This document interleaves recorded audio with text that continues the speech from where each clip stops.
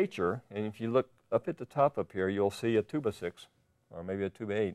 Bees build hives in a similar circular method like this, and it's about 12 inches wide, and it can go as long as 6 feet. I've pulled bees out of buildings where the comb is 6 feet long. Oh, but the wow. key thing here is, you notice that we have the brood in the center, and then around the outside edges is where the bees will store their honey.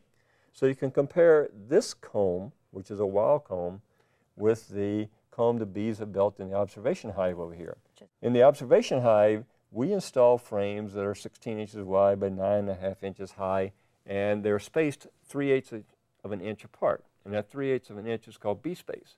And we've discovered that bees, given 3/8 of an inch, will use that as their hallways. If you give them a 1/2 inch, they will put wax in it till it's 3/8 of an inch wide. That's amazing. If you make it any closer, they'll fill it up with glue to glue it together. So this was discovered by Reverend Langstroth back in 1861. Up to that point in time, I'm sure you may have seen them, the bee scalps. They were these straw baskets that the bees are in. They have some rods in it to hold it.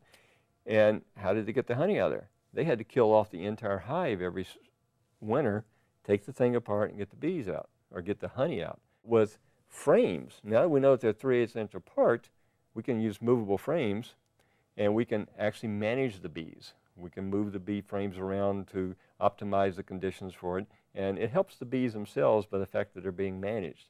We have a mite that's in the United States now that came in from the Korean Peninsula back in late 80s, 1980s. Oh, okay. And that mite, when it's, we'll say an infant, when it's just emerged, acts like a tick to the bees, and it sits there and sucks the blood out of the bee while the bee is developing. And what that does is weaken the bee, and it also vectors in viruses and things. So you may have heard of colony collapse disorder. Yes. Colony collapse disorder is when you go out to a hive and it is perfect. I mean, it is going great.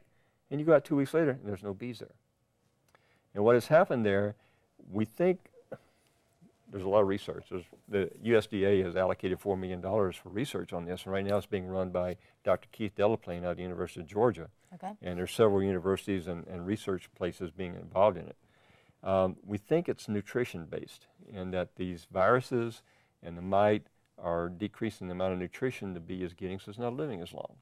And if you think about it, if you're a baby and you have something sucking the blood out of you, you're not going to grow as big as you would if it wasn't. Okay. So by having movable frames like this, we can actually manage the bees. Now, how do we handle the varroa mite? The easiest way is we use a screened bottom board, because these mites, when they're on the bee, they're shaped like a crab. They got little legs like crabs do, and they ride on the shoulders of the bees. And if we sprinkle powdered sugar on the hive, this powdered sugar gets on the bees and causes the mite to lose its grip, falls out the bottom of the hive, and it can't crawl back up in there. It has to hitch a ride on another bee. Okay. And the bees, wanting to get this powdered sugar off of them, are grooming each other, and that helps get the mites off also. So if you treat with powdered sugar every couple of weeks, you're knocking down the adult mites.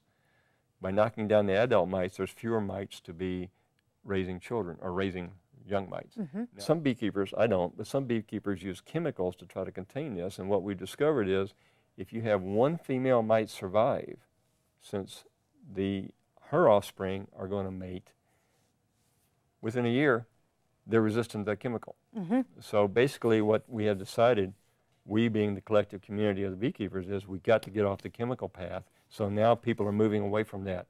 One, it gets into the comb. It helps, it reduces the sperm count in the males. It reduces the longevity of the queens. So people are, and basically I do a cold turkey, just no more. And powdered sugar and using a screen bottom board to have the mites fall through. And then the third thing is to feed them protein supplements. Okay. There's a protein called beta-gelin, which the amount of protein the bee has determines how long the bee lives. Mm-hmm. And which 6 weeks in the summer because they don't need a lot of it. But as this time of year starts coming on, the days shorten. And remember, these bees are from Europe. Right. The first bees brought into California, if you noticed when you've gone into the San Jose airport, around the Uniting counter, there's this monument. That's where the first beehives were put in California. Oh. In San Jose. Okay. And so since they're from Europe, they have the same type of photo period, in other words, amount of daylight every day as we do. And so as the days get shorter, the bees know that we need to decrease the egg laying because we're getting ready to go into a period of time when there's no food. Okay, thank you. And if you want to meet Wayne and ask him more questions in person, he goes to the Palo Alto Farmers Market every Saturday, and you can see him with this hat. Thank you. Thank you very much. One thing's for sure, I'm gonna get it